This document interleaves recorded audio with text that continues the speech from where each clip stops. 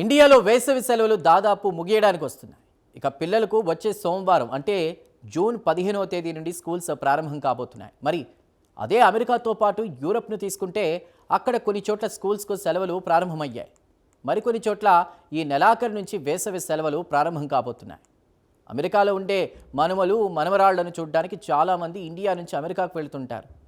అదే యూరోపియన్ టూరిస్టులు ఈసారి తమ రూట్ మార్చారు. మిడిల్ ఈస్ట్లో యుద్ధం కారణంగా చాలామంది దుబాయ్, అబుదాబి, దోహాలకు రావడం మానేశారు. ఇరాన్ అమెరికా యుద్ధం కారణంగా టూరిస్ట్ హబ్ దుబాయ్ మొత్తం కూడా ఖాళీ అయింది. ఇక యూరోప్ టూరిస్టులు తమ కొత్త టూరిస్ట్ డెస్టినేషన్ను స్పెయిన్ను ఎంచుకున్నారు. ప్రస్తుతం స్పెయిన్ టూరిస్టులతో కిటకిటలాడుతోంది. మిడిల్ ఈస్ట్ వెళ్లాల్సిన పర్యాటకులు ఈసారి రూటు మార్చి స్పెయిన్కు తరలిపోతున్నారు.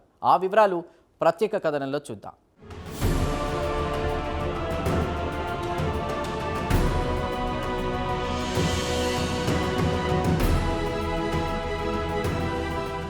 సమ్మర్ సీజన్ వచ్చిందంటే కొత్త కొత్త టూరిస్ట్ డెస్టినేషన్స్కి వెళ్తూ ఉంటారు. సాధారణంగా అమెరికాతో పాటు యూరప్కి చెందిన పర్యాటకులు తమ వేసవి సెలవుల్ని గడపడానికి మిడిల్ ఈస్ట్కి వస్తూ ఉంటారు.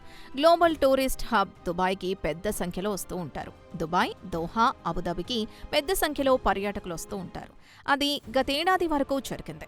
ఏడాది ఫిబ్రవరి 28వ తేదీన అమెరికా, ఇజ్రాయెల్ కలిసి ఇరాన్పై యుద్ధం ప్రకటించిన తర్వాత నుంచి సీన్ పూర్తిగా మారిపోయింది. ఇక గల్ఫ్ దేశాలు మొత్తం అమెరికాకు మిత్ర దేశాలు. దీంతో ఇరాన్ అమెరికాపై ఉన్న కసిని గల్ఫ్ దేశాలపై ప్రయోగించింది. దుబాయ్పై పెద్ద ఎత్తున డ్రోన్లు, మిసైల్స్తో దాడులు చేయడంతో దుబాయ్ నిలువునా వణికిపోయింది. ప్రజలు ప్రాణాలు అరచేతిలో పెట్టుకుని ఇతర దేశాలకు పారిపోయారు. ప్రస్తుతం దుబాయ్ సగం ఖాళీ అయింది. దీంతో యూరప్ పర్యాటకులు దుబాయ్కి రావడం మానేశారు. దుబాయ్ నష్టం స్పెయిన్కి లాభమైంది.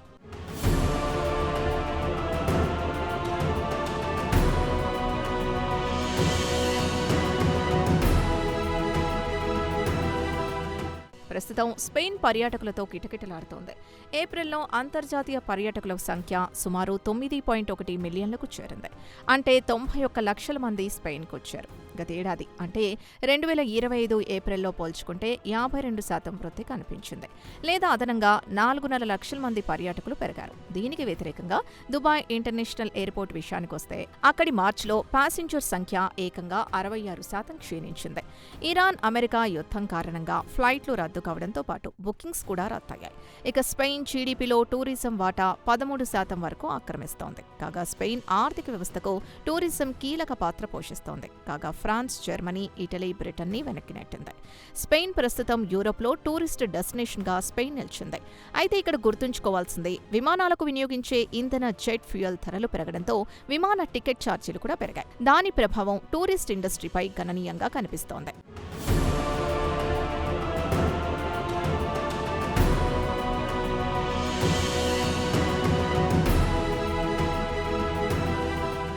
ఇక స్పెయిన్ ఆర్థిక వ్యవస్థ టూరిజం సెక్టార్ కీలకంగా మారింది. అయితే 2016-17లో ప్రజల్లో విదేశీ పర్యటనల పట్ల మొహం మొత్తింది.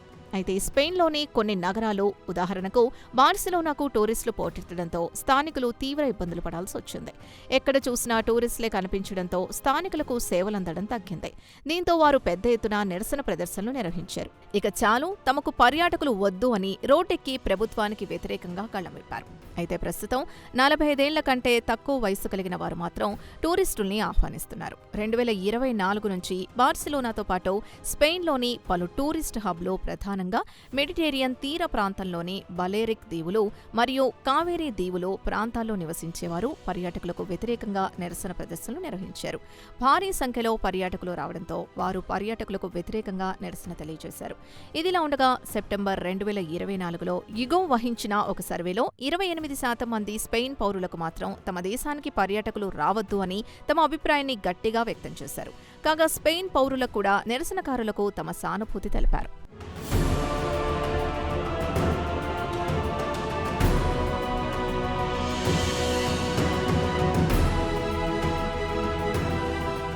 ఇక స్థానికుల వాదన విషయానికొస్తే పర్యాటకులతో రోడ్లన్నీ రద్దీగా నిండిపోతున్నాయని, వీరి వల్ల వాతావరణ కాలుష్యం ఏర్పడి పర్యావరణం దెబ్బతింటోందని వాపోతున్నారు.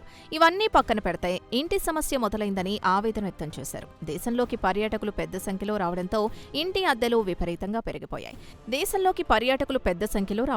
ఇంటి యజమానులు ఇంటి అద్దెలు పెంచుతూ కొత్త కాంట్రాక్టులు చేయించుకుంటున్నారని వారు వాపోతున్నారు. ఇక ఇలాంటి యజమానులు పెట్టే కాంట్రాక్టు కుదుర్చుకునేటప్పుడు స్థానికంగా అక్కడి ఉద్యోగులకు వచ్చే వేతనాలు ఎంత అనే ప్రాతిపదికన కాకుండా విదేశీ నుంచి వచ్చే పర్యాటకులు ఎంత అద్దె చెల్లిస్తున్నారో ఆ లెక్కన ఇంటి అద్దెలు వసూలు చేస్తున్నారు. కాగా సమ్మర్లో టూరిస్టు రద్దీ పెరిగిపోవడంతో స్థానికులు తమ ఇళ్లను టూరిస్టులకిచ్చి పెద్ద ఎత్తున డబ్బు సంపాదించుకుంటున్నారు. స్థానికులు చెల్లించే అద్దె కంటే 3 లేదా 4 రెట్లు ఇతర దేశాల నుంచి వచ్చిన పర్యాటకులు చెల్లించడంతో అద్దెకున్న వారిని ఇంటి నుంచి తరిమేస్తున్నారు.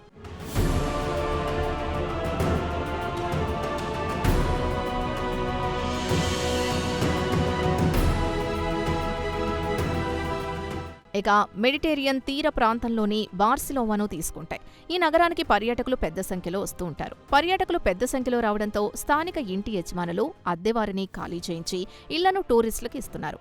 పర్యాటకులు పెద్ద సంఖ్యలో రావడంతో తాము రోడ్డున పడుతున్నామని స్థానికులు టూరిస్టులపై మండిపడుతున్నారు. ఇక సెలవుల సీజన్లోనూ బార్సిలోనా గోడలపై మీ వ్యాపారాల వల్ల తమ జీవితాలు నాశనం అవుతున్నాయని గోడలపై రాతలు రాస్తున్నారు.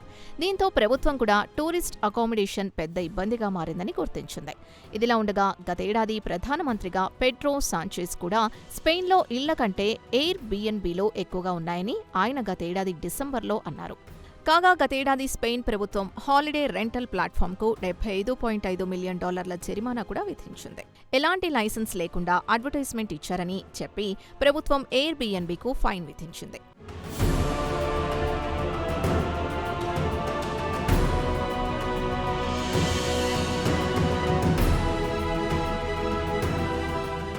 ఇక స్పెయిన్లో టూరిస్టుల వల్ల స్థానికులకు ఇళ్ల సమస్య ఏర్పడడంతో ప్రభుత్వం కూడా రంగంలోకి దిగింది.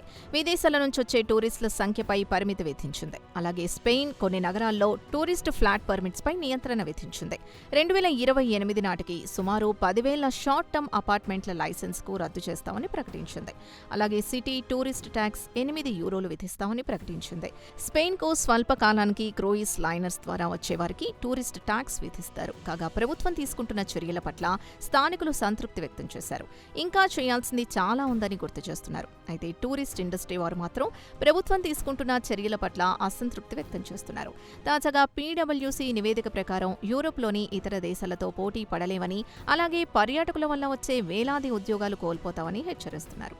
అయితే ప్రభుత్వం మాత్రం దేశంలోని వివిధ నగరాలకు పర్యాటకులకు విభజించే విధంగా ప్లాన్ చేస్తున్నారు. అయితే ఇక్కడ గమనించాల్సింది, ప్రభుత్వం ఎన్ని రకాలుగా కట్టుదిట్టమైన కఠిన చర్యలు తీసుకున్నా పర్యాటకులు మాత్రం ఎక్కడా తగ్గడం లేదు.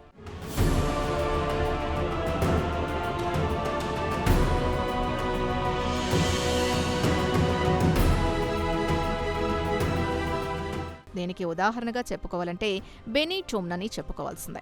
స్పెయిన్లోని కోస్టా బ్లాంకాలో కొలువు తీరుంది. ఇక్కడ జనాభా సుమారు 77,300 వరకు ఉంటుంది. యూరోపియన్ టూరిస్ట్ హబ్ మారిపోయింది. ఈ వేసవిలో ఇక్కడికి 5 రెట్ల కంటే ఎక్కువ మంది పర్యాటకులు వచ్చారు. సుమారు 3,60,000 మంది వచ్చారు. ఇది సరికొత్త రికార్డ్. అయితే కరోనా సమయంలో బెనిటోమ్ ఎడారిని తలపించింది. అటు తర్వాత నుంచి స్పానిష్ టూరిజం ఇండస్ట్రీ క్రమంగా కోలుకుంది. ప్రతి ఏడాది రికార్డు స్థాయిలో స్పెయిన్కి పర్యాటకులు వస్తున్నారు.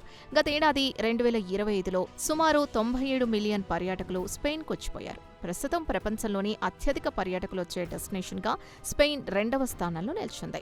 మొదటి స్థానంలో ఫ్రాన్స్ ఉంది. అయితే ఈ ఏడాది స్పెయిన్ ఫ్రాన్స్ని కూడా వెనక్కి నెట్టే ఛాన్స్ ఉందంటున్నారు. ఈ ఏడాది స్పెయిన్కు సుమారు 100 మిలియన్ టూరిస్టులు వచ్చే అవకాశాలున్నాయి. వాస్తవానికి ఈ ఏడాది టూరిస్టుల సంఖ్య పరిమితంగా ఉండవచ్చని అంచనా వేశారు. అయితే అమెరికా, ఇరాన్ యుద్ధం వల్ల గ్లోబల్ టూరిస్టులు దుబాయ్తో పాటు తూర్పు మెడిటేరియన్ దేశాలు, టర్కీ, సైప్రస్లకు ప్రత్యామ్నాయంగా స్పెయిన్ ఎంచుకుంటున్నారు. మరి స్పెయిన్ పౌరులు మాత్రం తమ దేశంపై ఏకంగా 10 కోట్ల మంది పర్యాటకులొస్తే భరించలేమని లబోదిబోం అంటున్నారు. దీంతో ప్రభుత్వం కేవలం ఒకే నగరంపై భారం పడకుండా వచ్చిన పర్యాటకుల్ని దేశంలోని ఇతర నగరాలకు సర్దుబాటు చేస్తోంది. మరి దీనిపై స్థానికులు ఎలా స్పందిస్తారో వేచి చూడాల్సిందే.